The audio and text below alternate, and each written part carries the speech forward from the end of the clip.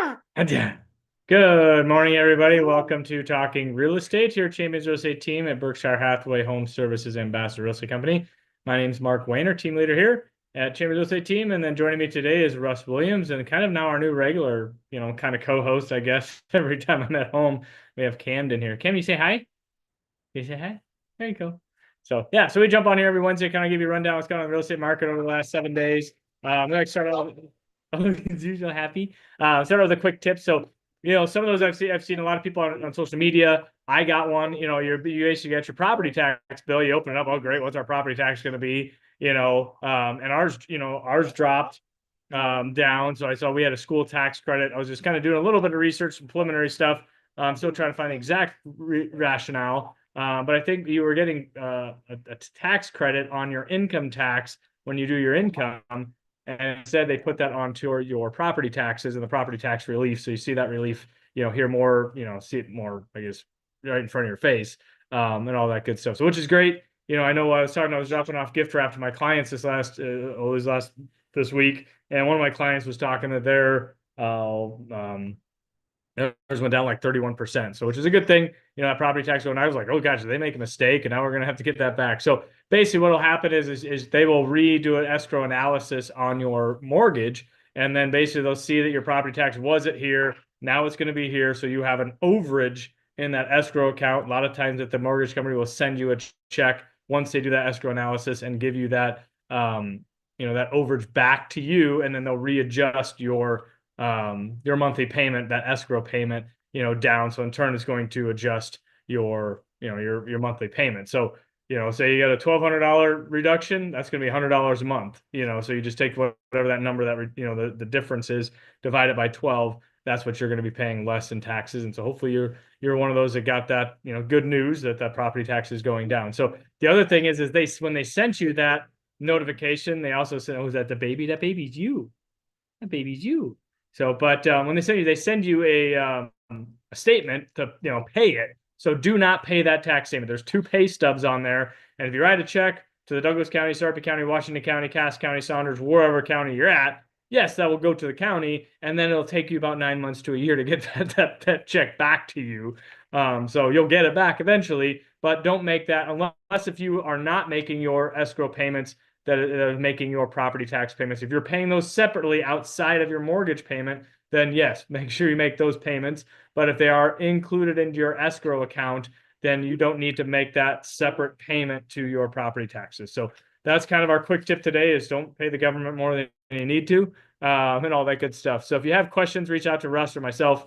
Happy to help you, kind of have any understanding on any of that kind of stuff, and just make sure you're, like I said, if you get any kind of invoices or anything like that regarding your mortgage, house payment, stuff like that, and you don't know if you should pay them, or if you've recently closed on a home. I know we've had a couple clients here in the last month or so get into new houses. You get a bunch of junk mail, saying, hey, you got to pay us $35 for your deed, and all this kind of fun stuff. Don't pay anything.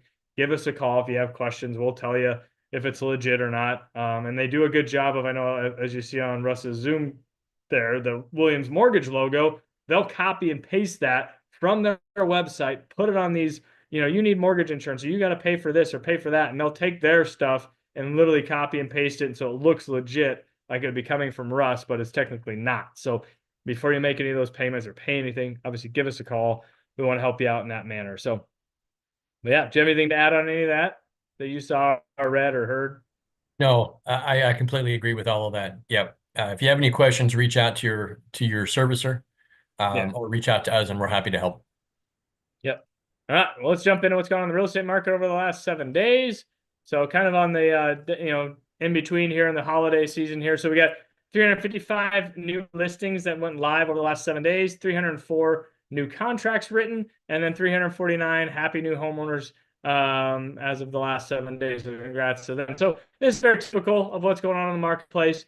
We went up numbers. Obviously, we didn't have the Thanksgiving holiday this last week, so that's where we saw that bump in numbers. I'm seeing a lot of, value. Buyers are wanting value. If you're pricing that home, you need to price that home correctly. The buyers will know what that value is, and basically they'll, if there are multiple offers on your property, we aren't seeing a whole lot of that right now. But if your house is priced right and the buyers think it's a good value, then hey, you price it here, maybe they'll pay a little bit more, and that kind of stuff. Getting that activity and interest into your property is the number one thing to get those buyers out there seeing those properties. But ultimately, from a selling perspective, make sure that house is in good condition.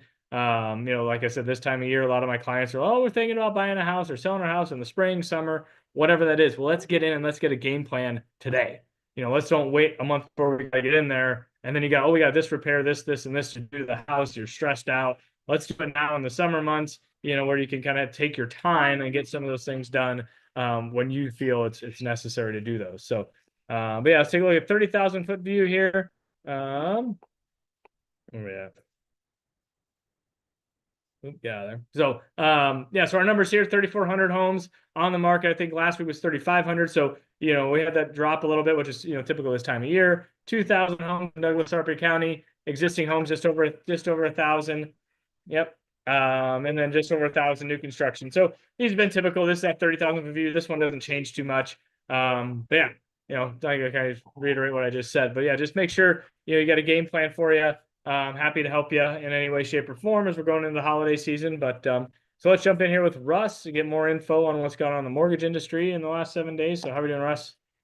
Doing pretty well. Mortgage rates have continued to move sideways, and I expect they probably will do that unless we have a real piece of surprise data, whether that be economic data or whether it be geopolitical data. Obviously, the world is somewhat of a crazy place right now. We really don't expect we're going to see economic numbers that are going to help us much for mortgage rates. This morning, the Consumer Price Index or CPI report came out, which is a measure of inflation in the economy, and it came in right at expectations. But the way they do the calculation, it actually appears to have moved the inflation rate up a little bit year over year. So given that we haven't seen significant improvement and we haven't had anything new happen geopolitically, we're likely to go sideways here for a little while. Now, we really again, assuming we don't have a surprise, we may not see too much movement until we hit February when we start to see some of the replacement numbers and the inflation reports being more in our favor. So I expect we'll probably be here for a little while. What I will tell you, though, is there is still good first-time home buyer money out there that can be used.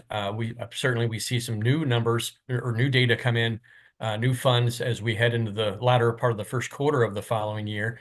But there's money right now. And as Mark mentioned, given that we have fewer buyers out there and fewer multiple offer situations, this is an opportunity for those of you who are thinking you want to buy a home in the next year to get out there now and maybe win that bid without having to, number one, compete with other offers. And number two, you might either get some seller concessions in the form of seller paying some of your closing cost, or maybe even some help on the price. So I encourage you to get a hold of Mark and his team sooner versus later. There's an opportunity to be had.